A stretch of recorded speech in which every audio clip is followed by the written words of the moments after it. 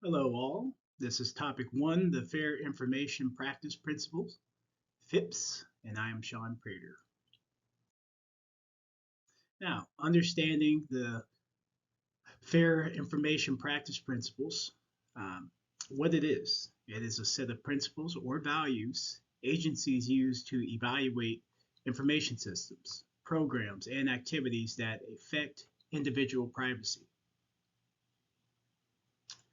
FIPS is used by foreign countries and international organizations. And the main priority is to ensure that individuals have choices with how their personal information is processed. And then we focus on the 8 other elements, beginning with transparency. Transparency is just that. Agencies should be transparent with regards to policies and best practices for handling and disclosing personally identifiable information. Individual participation. This principle is where agencies that use uh, personally identifiable information, PII, should receive consent from all parties that own that information and clearly and concisely explain procedures that address all privacy related issues. And purpose, specification, and use limitation. Customers should be informed of the purpose for which their PII is being collected and how an organization will handle that information. PII should only be used, processed, stored, and maintained according to applicable law. Data minimization. Excuse me. Now, when handling PII, agencies should only manage and disclose relevant and applicable information for legal purposes at a duration necessary to complete their objectives. And it brings us into data quality and integrity.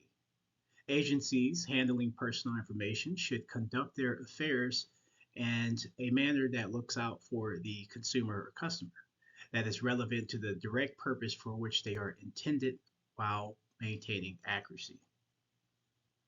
And security.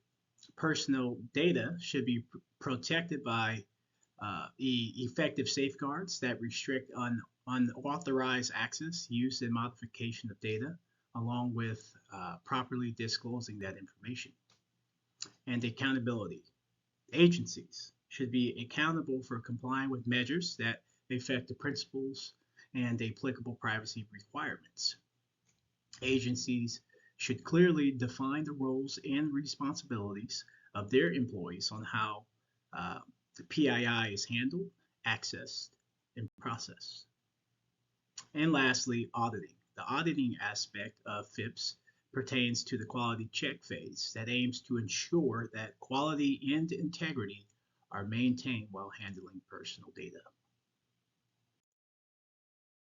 How FIPS compare to other privacy policies, laws, and regulations.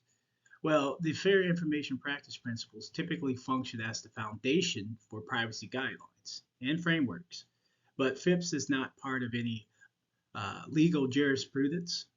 But in 1973, the Department of Health, Education, and Welfare issued Fair Information Practice Principles to safeguard consumer data. Uh, FIPS is not a federally regulated policy, and it differs from organizations and countries that have their own set of terms.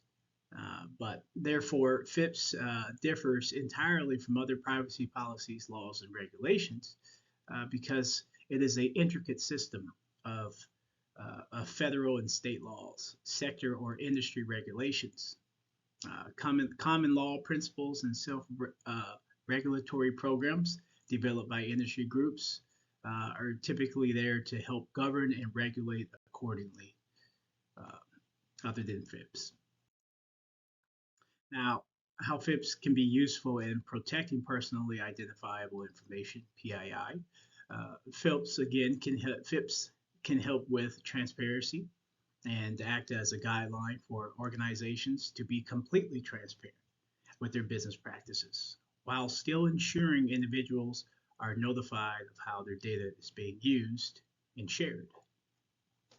Federal agencies can use each of the FIPS principles by mandating organizations to implement policies that provide complete transparency. Uh, it gives options to the consumers on how they want their PII to be shared and used. Um, and choices for those individuals to see how their information is shared with other databases. Federal agencies should force businesses to comply fully with the FIPS guidelines and principles to ensure customer satisfaction. Well, thank you for your time. That is all. I hope you enjoyed.